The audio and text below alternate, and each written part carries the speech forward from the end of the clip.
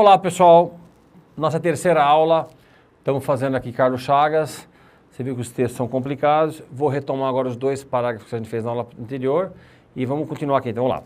History of the Income Tax United States, História da Tributação dos Estados Unidos. The nation had few taxes, a nação tinha poucos impostos in its early history, na sua história inicial, no início da sua história.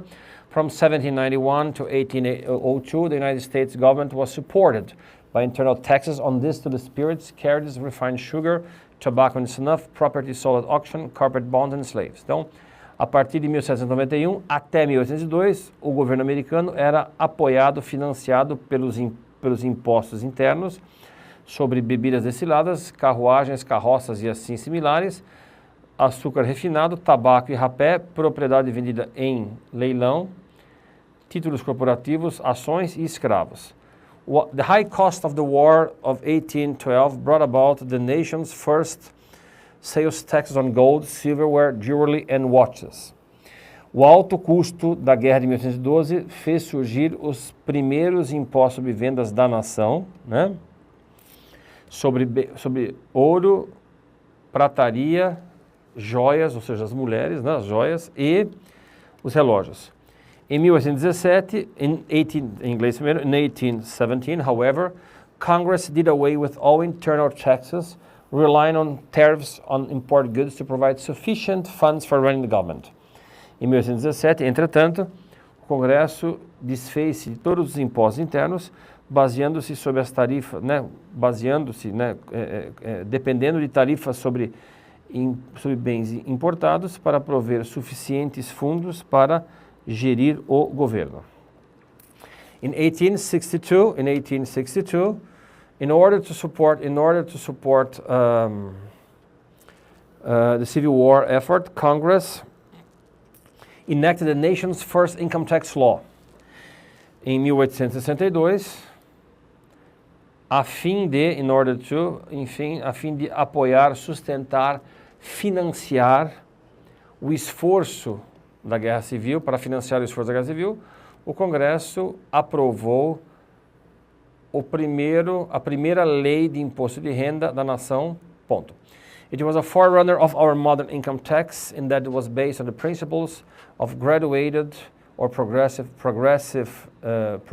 taxation and of withholding income at the source. Então, foi a precursora de nosso moderno imposto de renda, no qual ele estava baseado nos princípios. Na prova, ele pode perguntar quais são esses princípios. E quais são esses princípios? Princípios de uma tributação progressiva ou graduada e na renda retida na fonte, que é o que a gente conhece muito bem hoje, tá? Additional sales and excise taxes were added and an inheritance tax also made its debut. Impostos adicionais e impostos sobre consumo, que eu falei para vocês que seria mais ou menos o equivalente ao nosso ICMS, foram adicionados e o imposto sobre herança também fez a sua estreia, o seu debut. Tá claro isso? Bom, agora um parágrafo novo. In the Act of 1862, established the Office of Commissioner of Internal... O que é isso? Of Internal Revenue. Vamos lá de novo, vá. Aparece só o texto, né? Deixa só o texto, porque eu vou ficar um pouco de pé, que está doendo minhas costas, tá? Senão não dá. The Act of 1862 established the Office of Commissioner of Internal Revenue. The Commissioner, e olha aqui que eu falei para vocês, pessoal, esse daqui é a primeira dica de você ter aqui, se você olhar o texto, se você fizer um Google Map, olhar o texto de cima, você vai ver que vai ter esse colchete. Tem esse colchete, tem uma palavra grifada no meio do texto, você já sabe que é uma pergunta, tá? Então vamos lá então. The Act of 1862 established the Office of Commissioner of Internal Revenue. The Commissioner, to give, ele vai te perguntar qual que é o verbo aí, né? The power to assess, levy and collect taxes, and the right to enforce the tax laws through seizure of property and income and through prosecution. The powers and authority remain very much the same today. Então lá. The Act of 1862 established the Office of Commissioner of Internal Revenue. Então vamos lá. A lei de 1862 estabeleceu o Office, pessoal, não quer dizer só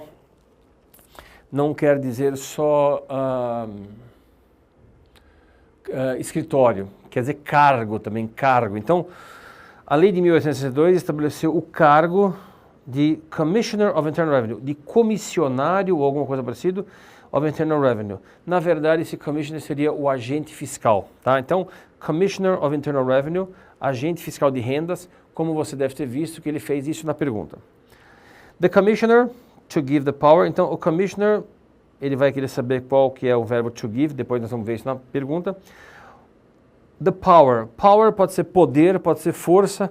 Eu traduziria assim, ao fiscal foi dado o poder, né, a atribuição de access. Pessoal, marca esse access aí, tá? Poucas pessoas sabem e você agora vai fazer parte de um seleto grupo. Access, marca aí, quer dizer lançar tributo, tá? E avaliar para a natureza tributária. To assess também quer dizer avaliar. Então, coloca aí como lançar tributo ou avaliar. Então, repara uma coisa. A lei de 1862 estabeleceu o cargo de fiscal de renda. O fiscal, a ele foi dado o poder de, veja bem, avaliar e lançar o tributo. Leve é uma outra palavra para tributo, que é tributar, é o verbo tributar, e arrecadar ou cobrar o imposto. Então veja, ao commissioner foi dado o poder, a autoridade de, né, deixa eu pagar aqui, de avaliar, tributar e arrecadar o imposto. Quer dizer, ele avaliava, lançava o tributo, tributava, taxava e ainda pegava a grana. And the right to enforce the law. Outra palavra aqui, enforce. Repara que tem o EN aqui, tá claro? Uma lei, quando tiver uma law, nossa, ficou feio aqui, deixa eu escrever de novo. Law in force ou law in effect.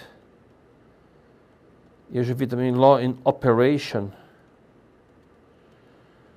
Tudo isso quer dizer lei vigente, lei em vigor, né? Lei em vigor. Então, o que está escrito aí?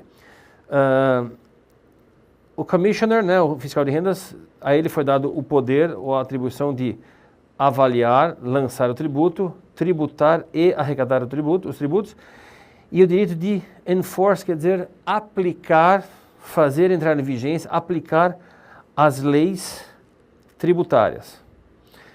Through seizure of property and income and through prosecution. Ou seja, deixa eu apagar aqui. Então, de novo aqui, porque essa tradução aqui, ela tem bastante palavra técnica. O fiscal de rendas, a ele foi dado a atribuição, a autoridade de avaliar, tributar e arrecadar os impostos, e o direito de quê? De aplicar as leis tributárias através de seizure of property. Seizure quer dizer apreensão. Através de apreensão de propriedade e de renda. E através de execução, prosecution, execução fiscal, execução do, né, você meter no pau logo, né?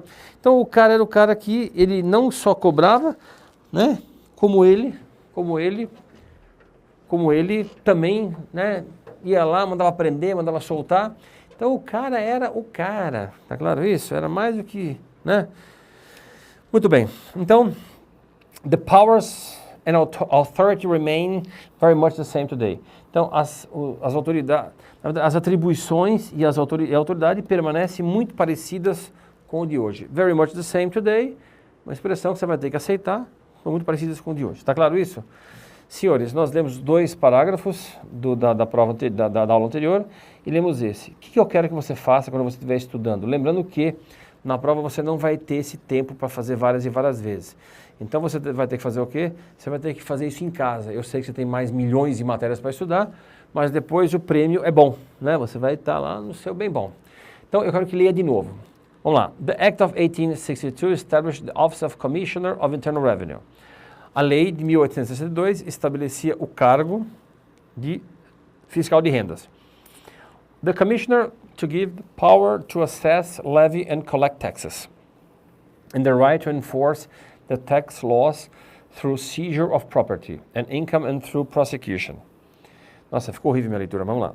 The powers and authority remain very much the same. Então, ao commissioner, ao fiscal, foi dado a atribuição de quê? De avaliar, tributar e arrecadar os impostos e o direito de aplicar as leis tributárias através de apreensão de propriedade e renda, quer dizer, ele podia ir lá e tomar o teu PlayStation, você aí não pagou imposto, me dá o PlayStation aqui, malandro. E através de execução, de processo mesmo. As atribuições e autoridade permanecem muito parecidas com o de hoje em dia. Próximo. Deixa eu ver aqui. Tá. In 1868, Congress again focused. Nossa, focused, ele falou palavrão na prova? Não, focused quer dizer focou, tá? Focused its taxation efforts on tobacco and distilled spirits and eliminated the income tax in 1872. It had a short-lived revival in 1894 and 1895. In the latter year, the U.S. Supreme Court decided that the income tax was unconstitutional because it was not apportioned among the states in conformity with the Constitution. Vamos lá então. In 1868, Congress again focused its taxation efforts on tobacco and distilled spirits and eliminated the income tax in 1872. Então vamos lá. Em 1868, essa estava fácil, o Congresso novamente focou seus esforços tributários sobre tabaco e bebidas alcoólicas. Percebe-se então que os vícios humanos estão sempre na mira da tributação, porque o governo sabe que nego vai deixar de dar leite para a criança para tomar uma cachaçinha, né?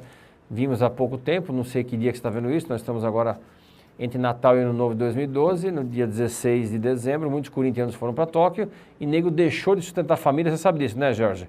Deixou de sustentar a família para ver o Corinthians lá, que é um absurdo isso, quer dizer, mais ou menos, né? Até que tem uma boa causa, porque né, o pessoal pensou que o mundo ia acabar e não acabou, né? Mas, de qualquer maneira, já era uma coisa que o governo já percebia. Vamos tributar esses mané, porque né, eles não vão deixar de beber ou fumar, tá claro? Muito bem. Em 1868, o Congresso novamente focou seus esforços tributários sobre tabaco e bebidas destiladas e eliminou o imposto de renda em 1872. Quer dizer, ele não sabia o que iria da vida. It had a short-lived revival in 1894 and 1895. Ele teve veio de volta, né? Um revival. Eu não sei traduzir a palavra revival, porque não tem muito porquê. Voltou. Se você traduzir, pode até ser uma coisa que... Como é que chama aquele Jorge? Jesus Cristo ressuscitou, né? Teve uma volta short-lived, de novo, que viveu por curto espaço de tempo. Quer dizer, o imposto de renda foi eliminado em 1872, tá? Então, lembrando aqui que ele fala assim, né? E eliminou o imposto de renda em 1872. Só que ele teve uma volta, uma ressurreição, um ressuscitamento de curto prazo, viveu pouco, em 1894 e 1895. In the latter year, eu não quero agora traduzir isso daqui. Eu vou pular para o próximo e mostrar uma coisa muito bacana. Deixa só no vídeo aí, né? Senhores, existe a possibilidade de você achar a palavra former, tá? Se você achar a palavra former, tá? Você vai pensar na seguinte possibilidade. The first of two people, things, or groups previously mentioned. Ou seja, o primeiro de duas pessoas, coisas ou grupos previamente mencionados. Tá claro isso? Muito bem. E letter, the second of two people, things, or groups previously mentioned. Né? O segundo de duas pessoas, coisas ou grupos previamente mencionados. Professor, não entendi nada. Vamos lá então. Robert and Leila veja um exemplo que eu inventei aqui. Robert and Leila like to do different things. The former loves nature and the latter prefers shopping malls. Repara que eu falei o quê? Tem dois que estão sendo mencionados, tá? Robert e Leila gostam de fazer diferentes coisas. Então, eu mencionei o Roberto em primeiro e a Leila em segundo. Roberto primeiro. Então, the former, olha só, Robert and Leila like to do different things. The former loves nature and the latter prefers shopping mall. Então, the former é o que formou a frase. Olha que bacana, né? The former formou a primeira frase, tá? E aí você tem o quê? O primeiro ama a natureza e a Leila, que era o segundo, é the latter, prefers shopping malls. E a Leila prefere shopping malls. Para quem não sabe o que é shopping malls quer dizer shopping centers, tá? Então, voltando aqui, repara uma coisa.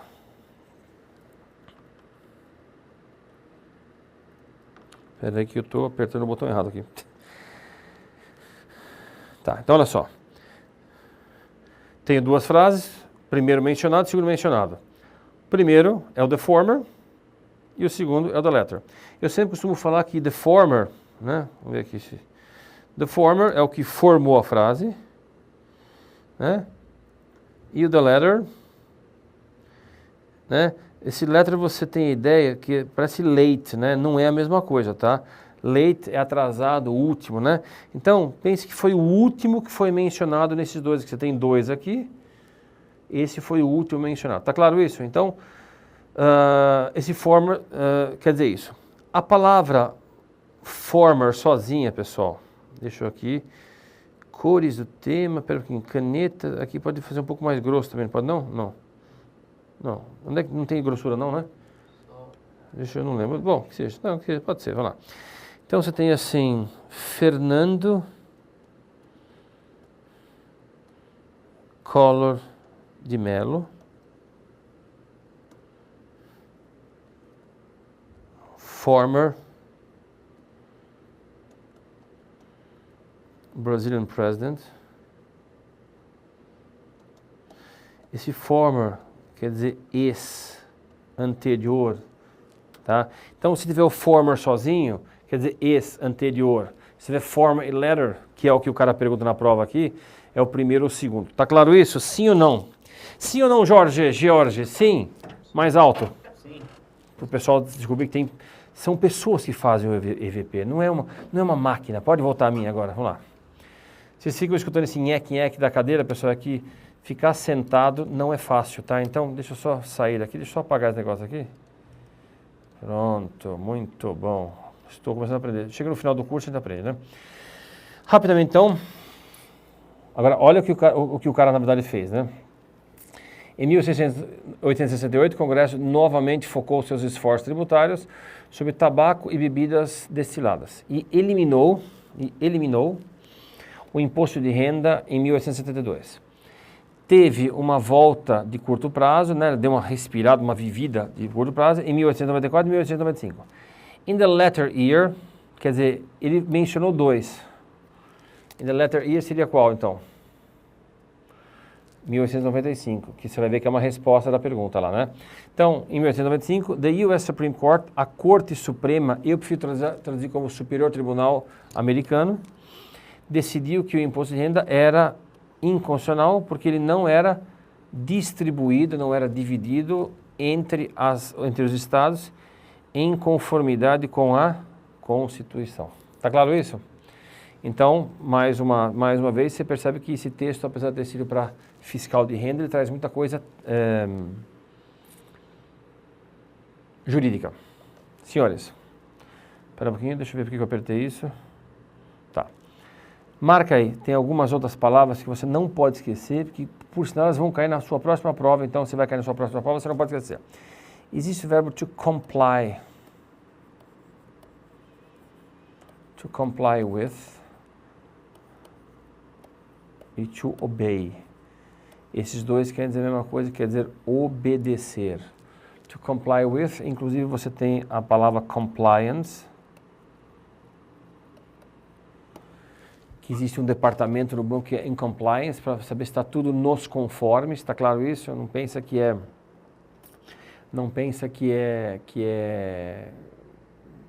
mamata, vai fazer do jeito que quer, tem que estar nas inconformidade. Então, você também tem in compliance with. Ele coloca aqui, pessoal, dá uma olhada aqui, ele coloca in conformity with, que também está certo, tá? Então, in compliance with or in conformity, opa, é um N, in conformity with, tá? To comply e to obey quer dizer obedecer, compliance em conformidade, in compliance with, em conformidade, in conforme também. Existe também, que é muito parecido, ninguém vai te explicar, não vou te explicar a diferença, que vai tomar muito tempo, mas na prova ninguém vai te perguntar. In accordance with, de acordo com, tá? Tem uma certa diferença, não são substitutos, esses dois aqui não são substitutos, mas para efeito de prova só saiba que in accordance with está de acordo com, né? E o outro também. Perfeito isso? Muito bem. Continua nosso curso. Deixa eu apertar aqui. Isso, tá. Então, forma já fizemos, aqui já foi explicado. Lá. Acho que nós vamos conseguir terminar esse texto nessa primeira aula. Vamos lá. In 1913, the 16th Amendment to the Constitution made the income tax a permanent fixture in the U.S. tax system. De novo. In 1913, the 16th Amendment to the Constitution made the income tax a permanent fixture in the U.S. tax system. The amendment gave government legal authority to tax income and resulted in a revenue law that taxed incomes of both individuals and corporations. The withholding tax on wages was introduced in 1943 and was instrumental in increasing the number of taxpayers to 60 million and tax collections to 4.14 billion by 1945. Vamos lá então. In 1913, em 1913, deixa eu trocar a cor aqui, que eu gosto de cor azul aqui. Em 1913, a 16ª emenda da Constituição fez, eu traduzo mais como tornou o imposto de renda um permanent fixture. Tá. Essa palavra fixture, pessoal, se você for ao dicionário, na parte contábil, fixture quer dizer alguma coisa que você faz, por exemplo, você faz num prédio, melhoria. Então você bota um ar-condicionado, uma calefação, alguma coisa do gênero. Isso é um fixture, tá? Aqui eu estou trazendo como um elemento permanente. Então olha só como é que está aqui. Em 1913, a 16ª emenda da Constituição tornou o imposto de renda um elemento permanente no sistema tributário americano. The amendment gave Congress legal authority to tax income and resulted in a revenue law that taxed incomes of both individuals and corporations. Então, olha só. A emenda deu ao Congresso autoridade legal, isso é um verbo, pessoal, para tributar a renda e resultou em uma lei de rendimento, lei de rendas, que tributava as rendas de tanto pessoas físicas quanto empresas, pessoas jurídicas, tá? Pessoas físicas, você também pode ver alguma vez na vida a palavra natural person, que é muito parecido com o português, que é pessoa natural, person, né? E corporation é corporation mesmo. Então, olha só, que tributava leis, voltando aqui então. Então, a emenda deu ao Congresso a autoridade legal para tributar receita, lembra que isso é texto, olha como ele faz confusão, tax, revenue, income e assim por diante. Ele quer dar nó na cabeça. Está certo que não foi ele que escreveu o texto veio da, depois você vai, infoplease.com, não sei das contas aí. Mas ele escolheu isso a dedo, né? E imagina que dedo que ele escolheu para te sacanear. Então, olha só. A emenda deu ao Congresso a autoridade legal para tributar, para taxar a renda e resultou numa lei de rendimentos, que tributava rendas tanto de pessoas físicas quanto de empresas. Eu sei que você está me perguntando, mas professor, esse both não quer dizer ambos, o both quer dizer ambos, mas quando você tem both, deixa eu trocar de cor aqui, só para você ver. Quando você tiver, não, pera um pouquinho, tem marca-texto, não tem? Tem. Quando você tiver both e and, a melhor tradução fica tanto quanto, não ambos, tá claro? Ambos. Porque olha só, resultou numa lei de rendimento e tributou rendas de ambos indivíduos e empresas. Fica uma coisa até que dá para você entender, mas fica uma coisa meio porca, uma coisa meio palmeirense. Desculpa aí o pessoal, mas eu vou perder o curso, mas eu não perco a piada. Caraca, isso daí. Depois o cara, né? Muito bem. The withholding tax on wages was introduced in 1943. Então, o imposto retido sobre salários. Lembra que você tem a palavra wage, salário? Então, veja o que acontece aqui. Os impostos retidos sobre salários, lembrando que wage pode ser salário, outra palavra quer dizer salary também. A diferença é que salary você recebe uma coisa fixa e o wage é uma coisa variável. Então, os americanos ganham wage, eles ganham toda semana alguma coisa. Eu recebo por hora aula dada, eu não tenho um salário no final do mês, então eu recebo wage. Tem um amigo meu de São Paulo, Silvio Pimenta, ele dá aula de informática também, que nem o João, e ele morou nos Estados Unidos muito tempo, muitas vezes eu tenho algumas dúvidas, ele morou 19 anos nos Estados Unidos, e quando eu tenho dúvidas eu pergunto para ele. Ele dá aula de jiu-jitsu, por isso que é bom não mexer com o homem, e ele ganhava wage também. Ele ganhava, uma vez a gente estava conversando, ele falou, meu wage lá era tanto por semana, ou ele cobrava $100 a hora a aula dele na época lá. Tá claro? Então, wage também quer dizer salário, tá? Agora, bom, depois eu falo isso. Então, the withholding tax on wages was introduced in 1943. Então, os impostos retidos sobre salários foi introduzido quando? Em 1943. E foi instrumental, quer dizer, foi um instrumento, foi uma ferramenta em aumentar, já explico esse ING, aumentar o número de taxpayers seriam contribuintes, outra palavra que quer dizer contribuinte é filer.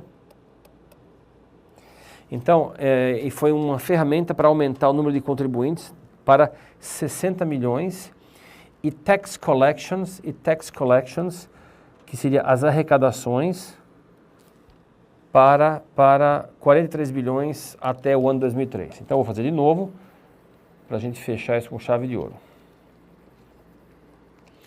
Em 1913, the 16th Amendment to the Constitution, a 16ª emenda da Constituição, tornou the income tax a permanent fixture in the U.S.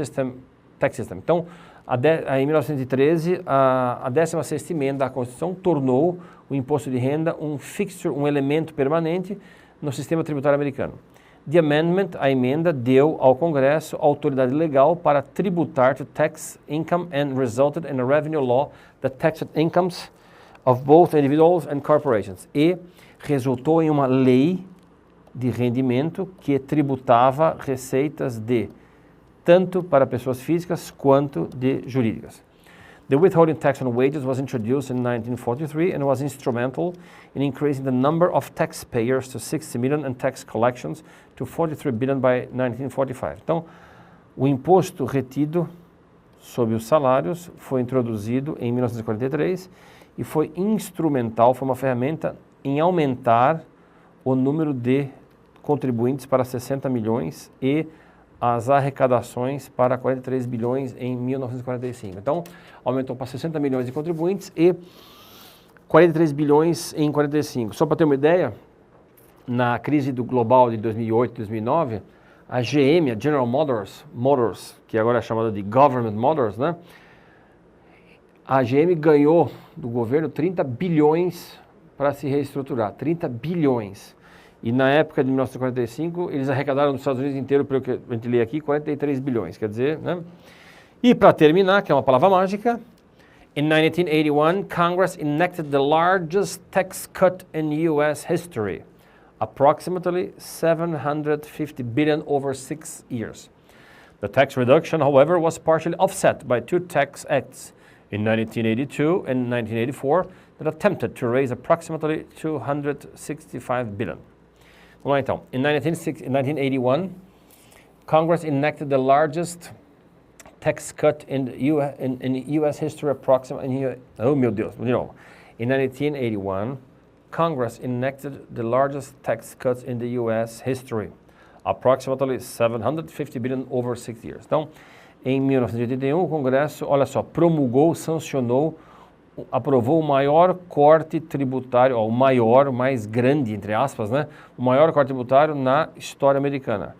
Aproximadamente 750 bilhões ao longo de 6 anos. Então, eles cortaram 750 bilhões. The tax reduction, a redução tributária, entretanto, foi parcialmente compensada, offset quer dizer compensar, por duas leis tributárias. Quer dizer, eles cortaram 750 milhões, né?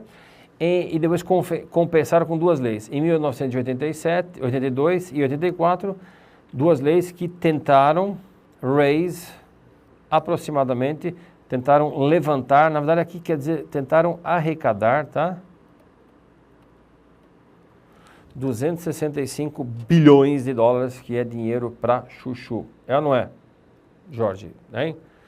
Eu acho que é muito dinheiro para uma pessoa só, acho que 260 estava bom já, né? Não precisava de 65, né? Perfeito isso, pessoal. Tá. Antes da gente terminar, eu queria mostrar uma coisa para vocês. O que eu queria mostrar para vocês? Esqueci, peraí. Ah, tá. Nós vimos aí uma parte do texto. Peraí.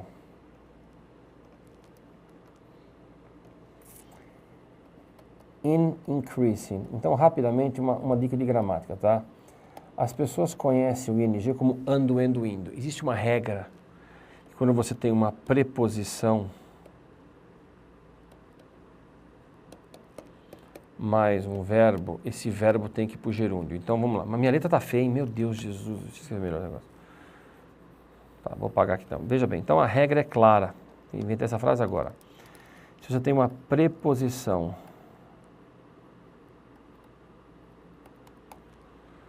mais um verbo logo depois, você tem que botar esse verbo no gerúndio. Então, vamos lá então. I am tired. Tá bom o tamanho da letra, Jorge? Of looking at your face, George. É assim que serve, George? Opa, esse R não tem. Ele é metido, pessoal. George. Eu botei o R no lugar errado. Eu estou cansado de olhando para a sua cara, Jorge. A gente é muito honesto aqui, é muito franco. Ele é franga, eu sou franco.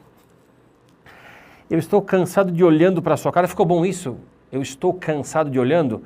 Por causa desta preposição, o outro verbo tem que ir no gerúndio, tá? Esse of faz esse verbo no gerúndio.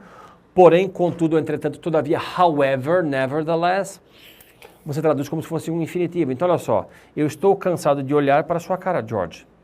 Que é o que a esposa dele falou para ele nos últimos 6 meses. Então, veja o que acontece. Eu estou cansado de olhar para a sua cara, quer dizer, eu estou...